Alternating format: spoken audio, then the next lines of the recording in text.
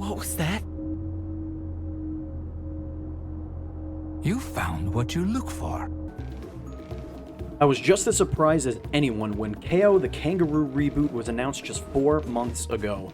My initial reaction was something along the lines of, okay, why not? It's only been 20 years. Sure, bring Kao back. I was more than skeptical, to put it lightly.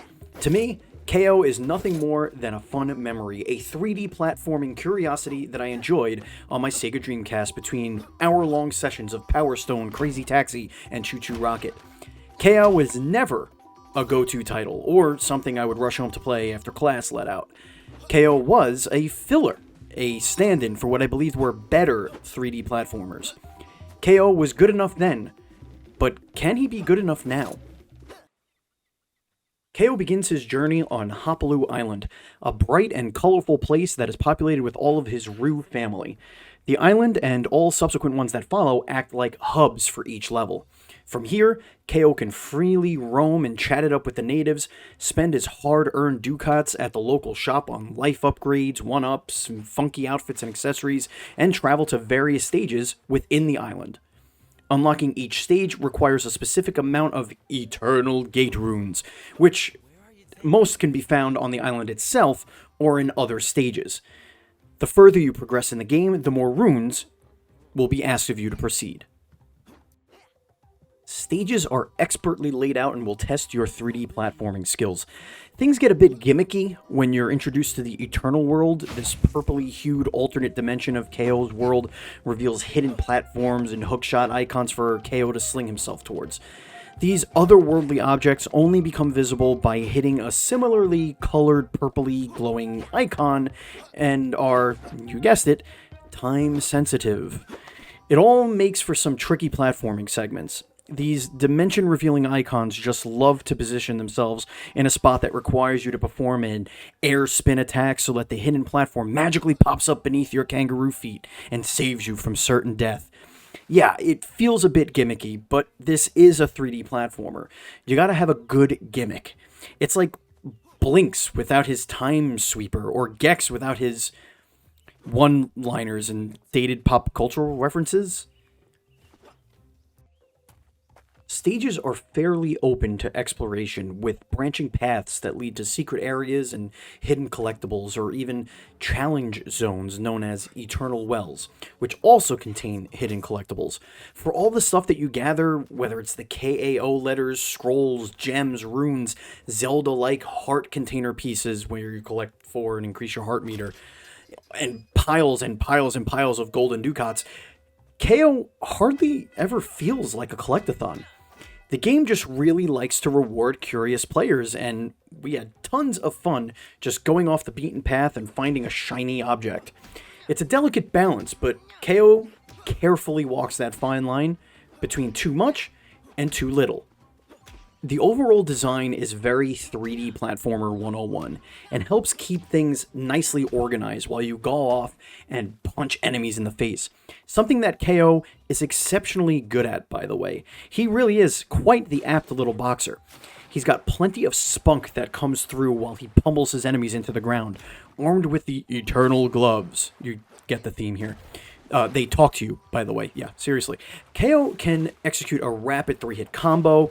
Every blow Kao delivers builds up a meter, which can unleash an explosive punch, which is great for crowd control and taking out larger, brutish enemy types.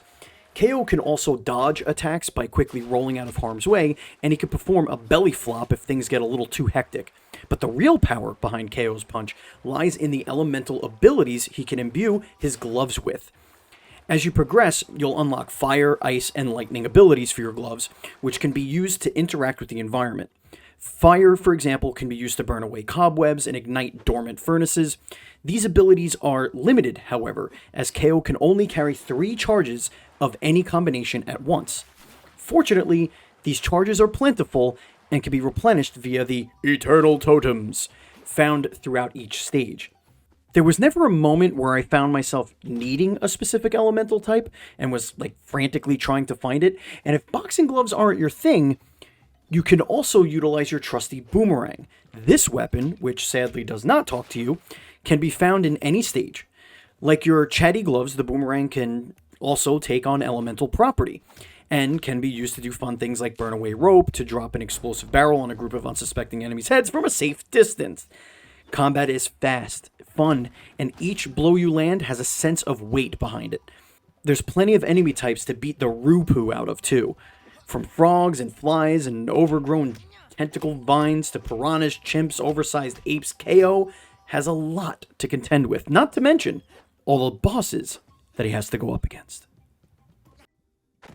Boss stages are housed within the island's hub and require more runes to unlock than your standard stages, naturally.